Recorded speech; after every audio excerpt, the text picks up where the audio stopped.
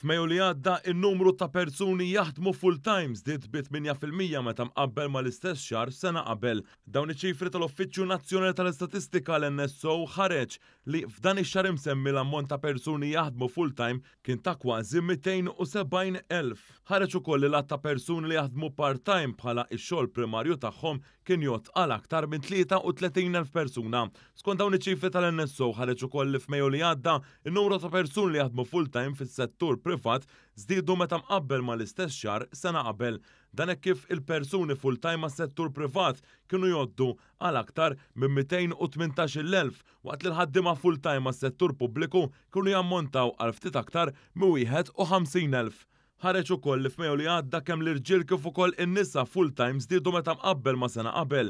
F'Mejju li għadda l-irġiel full-time kienu jgħoddu għal aktar minn 163,000 u n-nisa kienu jgħoddu għal aktar minn 106,000. Dawn iċ-ċifri pożittivi ta' impjiegi f'pajjiżna ġew irreġistrati fi żminijiet ta' sfidi internazzjonali mingħajr preċedent kawża l-gwerra fl-Ukrajna li ġabet kriżi fis-settur tal-enerġija u l-inflazzjoni.